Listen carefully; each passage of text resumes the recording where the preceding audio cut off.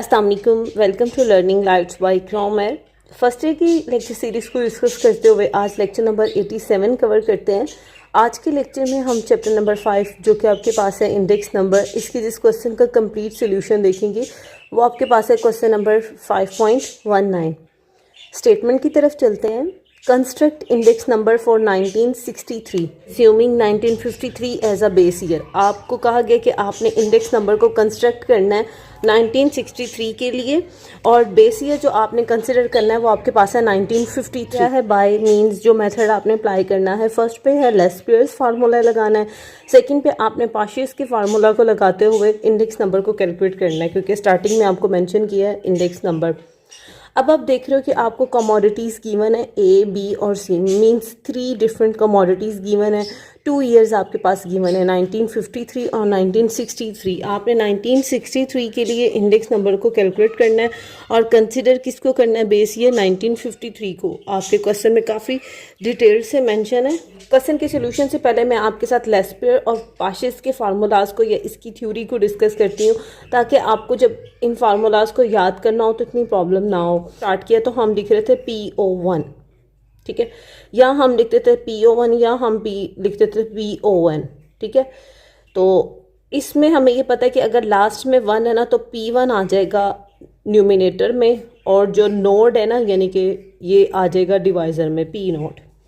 अब आपने सबसे पहले किसके लिए फार्मूला डेवलप करना है, लेस्पियर्स के लिए। ये लेस्पियर स्टैटिस्टिशियन थे जिन्होंने ये फार्मूला डेवलप किया था, ये उनके नेम पे ही ये फार्मूलाज हैं। इन्होंने कहा था कि जब आप प्राइस इंडेक्स नंबर कैलकुलेट कर रहे हो ना तो आपने जो इम्पोर्टेंस देनी है ना वो किसको देनी है, क्वांटिटी को देनी है, ठीक है। और हम देख रहे हैं कि क्वांटिटीज़ तो मेरे पास जो हैं वो डिफरेंट पड़ी हैं। एक ये 1963 की क्वांटिटी है, एक 1953 की क्वांटिटी है, और जो 1953 की क्वांटिटी है वो मेरे पास बेस ईयर है। तो इन्होंने कहा था कि आपने इम्पोर्टेंस देनी है क्वांटिटी को, बट किसकी क्वांटिटी को, बेस ईयर की क्वांटिटी को। हम P1 और P नोट न्यूमिनेटर और डिनोमिनेटर दोनों को मल्टीप्लाई करेंगे क्वांटिटी से, जिसको Q से डिनोट करते हैं, और कौन सी, बेस ईयर की क्वांटिटी से, Q नोट। तो इस तरह आपने याद रखना है कि ये किसका फार्मूला है, ये लेस्पियर्स का फार्मूला है।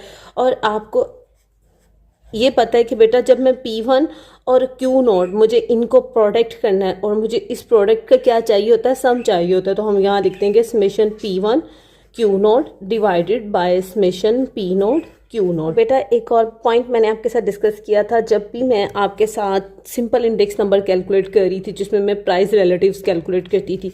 तो हम प्राइस रिलेटिव कैसे कैलकुलेट करते थे, हम प्राइस रिलेटिव के लिए कर रहे होते थे कि इंडिविजुअली हम PN price of current year को प्राइस ऑफ बेस ईयर से डिवाइड करते थे, और इनटू 100 करते थे। और 100 इसलिए कर रहे होते थे क्योंकि हम ओवरऑल जो डेटा है उस पर वर्क करते थे। तो इस पे भी आपने याद रखना है कि लेस्पियर और पार्शियस जो भी आप कैलकुलेट करेंगे आप लास्टली उसे 100 से मल्टीप्लाई कर देंगे, परसेंटेज में आपका आंसर आएगा। Summation P note Q note into 100। तो ये सिंपल था, लेस्पियर्स का फार्मूला है। नेक्स्ट डेवलप करते हैं पार्शियस के लिए। पार्शियस के लिए आप हेडिंग लिखेंगे PCCHES, और पार्शियस का फार्मूला कैसे डेवलप होगा आपके पास। स्टिल बेटा आपने स्टार्ट इसी से करना है, समेशन PO1 से। लाइक प्राइस रिलेटिव का फार्मूला लिखते हैं। मैं यहाँ पे प्राइस ऑफ करंट ईयर को PN से डिनोट करी थी, आप प्राइस ऑफ करंट ईयर को 1 से भी डिनोट कर सकते हैं। तो इसमें आपने परेशान नहीं होना। P1 को डिवाइड किया P नोट से। अब देखते हैं कि पार्शियस ने हमें ये जो थे, इन्होंने हमें क्या कहा था कि जब आप प्राइस रिलेटिव्स कैलकुलेट कर रहे हो तो इम्पॉर्टेंस किसको देनी है। इन्होंने भी कहा था कि आपने इम्पॉर्टेंस देनी है क्वांटिटी को ही, लेकिन यहाँ पे ये चेंज कर गए थे। लेकिन बेस ईयर की क्वांटिटी को आप इम्पॉर्टेंस नहीं देंगे। कौन सी क्वांटिटी को इम्पॉर्टेंस देंगे आप, क्वांटिटी ऑफ करंट ईयर को। तो याद रखना है कि आपके पास टू डिफरेंट फार्मूलाज हैं लेस्पियर्स के और पार्शियस के। लेस्पियर सर ने, आप कह सकते हैं, हमें कहा था कि आप इंपॉर्टेंस देंगे क्वांटिटी को ही, लेकिन कौन सी क्वांटिटी को? बेस ईयर की क्वांटिटी को। और इन्होंने हमें कहा था कि आप भी इंपॉर्टेंस देंगे क्वांटिटी को ही, लेकिन बेस ईयर की क्वांटिटी को नहीं, आपने इंपॉर्टेंस देनी है करंट ईयर की क्वांटिटी को। अब बेटा आपको ये चीज़ें काफ़ी कॉम्प्लिकेटेड लग गई होंगी कि ये मैं क्या बोली जा रही हूँ, current year, base year. Still बेटा मैं क्वेश्चन नहीं आपके साथ डिस्कस कर रही, अभी मैंने क्वेश्चन का सोल्यूशन स्टार्ट नहीं किया। मेरी शुरू से आपको पता है कि नेचर यही रही है कि लेक्चर को इतना सिंप्लीफाइड किया जाए कि आप लोग बेहतर तरीके से उसे अंडरस्टैंड कर सकें। आप देख रहे हो कि आपको कहा गया था कि 1963 आपके पास करंट ईयर है, जबकि 1953 आपके पास बेस ईयर है। चलें बेटा इसके स्टार्ट करते हैं। ये कौन सा ईयर है? Base year. हमें पता है बेस ईयर के हम किससे इंडिकेट करते हैं? नोट से। और करंट ईयर को किससे इंडिकेट करते हैं? या तो आप 1 से इंडिकेट कर लो या n से इंडिकेट कर लो। मैंने 1 के लिए आपको फार्मूला डेवलप करना सिखाया, तो मैं 1 से ही इंडिकेट करूँगी। ये क्या है? प्राइस मेंशन किया हुआ बेटा, प्राइस किसकी? बेस ईयर की। तो आप P लिखोगे बेस ईयर की वजह से, इसके सबस्क्रिप्ट में लिख दोगे नोट, तो ये P नोट आ गया। ठीक है, इससे सिंपली बोलोगे कैसे? Price of the base year. ये आपको मेंशन है क्वांटिटी, आप लिखोगे Q। और क्वांटिटी किसकी है? 1953 की है, जिसको इसने कहा है कि इसे बेस ईयर लेना, तो आप इसके भी सबस्क्रिप्ट में Q नोट लिख दोगे। चलें, P नोट और Q नोट आ गया आपके पास। नेक्स्ट देखें, आपके पास 1963 के लिए वर्क करना है, तो ये करंट ईयर है, तो ये क्या मेंशन है? P। इस पे भी P लिखोगे। 1963 करंट ईयर की वजह से इसके सबस्क्रिप्ट में अब P के आप क्या लिख दोगे? 1। ये P1 आ गया। और क्वांटिटी के लिए लिखोगे Q, और करंट ईयर की वजह से क्वांटिटी के सबस्क्रिप्ट में भी क्या आ जाएगा? Q1। तो चलो बेटा, ये जो प्रॉब्लम मैं आपके साथ बार बार डिस्कस करी थी, price of current year, price of base year, hopefully अब आप फार्मूलाज को बेहतर तरीके से अंडरस्टैंड कर पाओगे।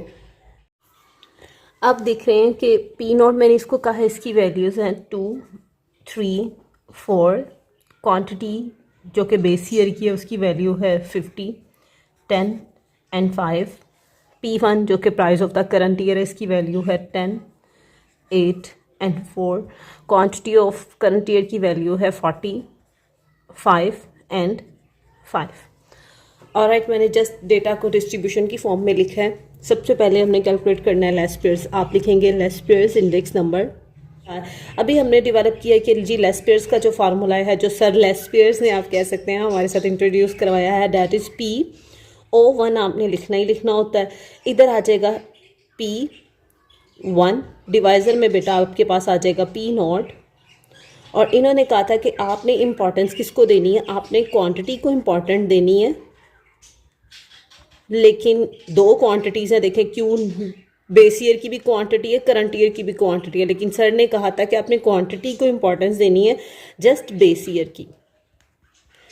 तो बेस ईयर की क्वांटिटी का मतलब है Q, और बेस की वजह से सबस्क्रिप्ट में आ जाएगा Q नोट। तो मैं यहाँ Q नोट से न्यूमिनेटर को भी मल्टीप्लाई करवाऊंगी, डिनोमिनेटर को भी मल्टीप्लाई करवाऊंगी, क्योंकि मुझे इस जो प्रोडक्ट है इसका सम चाहिए। दैट्स वाई आपके पास न्यूमिनेटर में भी सिग्मा आ जाएगा, या समेशन आ जाएगा, डिवाइज़र में भी आपके पास समेशन आ जाएगा। और आप इसे किससे मल्टीप्लाई कर दोगे? इंटू 100, जो कि शुरू में ही हम इंडेक्स नंबर को एज अ परसेंटेज रिप्रेजेंट कर रहे होते हैं। तो दैट्स वाई हम ईच एंड एवरी क्वांटिटी को 100 से मल्टीप्लाई कर रहे होते हैं फाइनल आंसर में। देखिए, फार्मूलाइज आपके पास मौजूद है। आपको सिग्मा समेशन चाहिए कौन से कॉलम्स का? P1 मल्टीप्लाई हो रहा हो Q नोट से, तो आप भी फर्स्ट हाईलाइटिंग दोगे यहाँ पे कि आपने P1 को मल्टीप्लाई करना है Q नोट से। नेक्स्ट आपको क्या चाहिए? अब आपने P नोट को Q नोट से मल्टीप्लाई करना है, और फिर जो इनके सम्स आएंगे ना, वो आपको चाहिए फार्मूलाज में वैल्यूज़ को सब्स्टिट्यूट करने के लिए। तो इसको डिस्ट्रीब्यूशन की फॉर्म में देना है, क्योंकि रिप्रेजेंटेशन जितनी फाइन होगी हमारा एग्जामिनर पे उतना अच्छा इम्पैक्ट पड़ रहा होगा। उन स्टूडेंट्स के साथ तो मैं बहुत ज़्यादा एक्सक्यूज़ कर रही हूँ जिनकी बार बार इंस्टाग्राम पर रिक्वेस्ट आ रही थी कि मैम आप लेक्चर्स को अपलोड करें।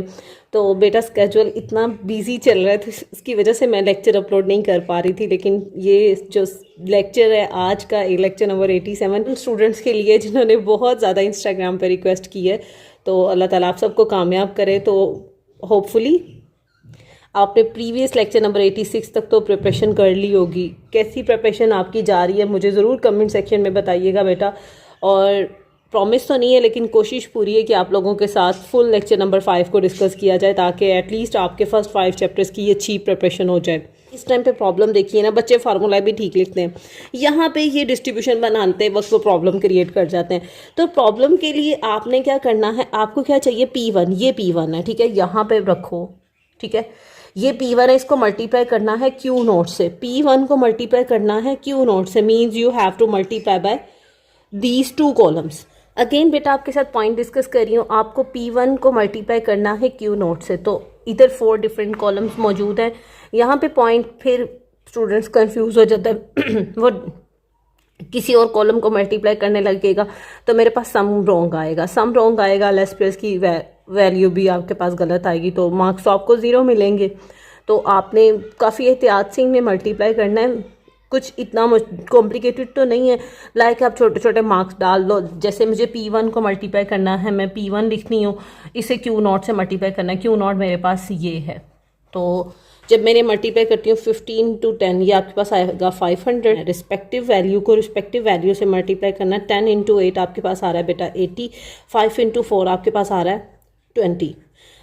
अब अगर आप इधर ही से सम अप कर लें, काफ़ी स्मॉल वैल्यू है, 50, 80 + 20, ये बेटा आपके पास आ रहा है 600। नेक्स्ट कॉलम में आपको P0 को Q0 से मल्टीप्लाई करना है, तो P0 बेटा आपके पास मौजूद है दिस वन, और इस टाइम Q0 ये आपके पास ही पड़ा है, ठीक है। तो अब आप ये लगाओ, 2 को मल्टीप्लाई करो 50 से 100 आएगा, 3 को मल्टीप्लाई करो 10 से 30 आएगा, 4 को मल्टीप्लाई करो 5 से, तो बेटा आपके पास आएगा 20, और इसे सम अप करते हो तो आपके पास आ रहा है 150। जल्दी से लेस स्क्वायर के फार्मूलाज में वैल्यूज़ को सब्स्टिट्यूट करते हैं और देखते हैं कि जी लेस स्क्वायर की ठीक वैल्यू मेरे पास आई है कि नहीं।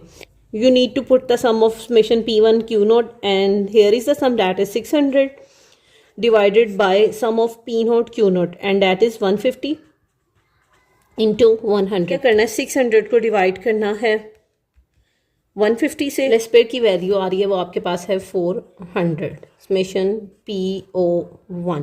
आपने लेस स्क्वायर को कैलकुलेट कर लिया, हाईलाइट करें इसे।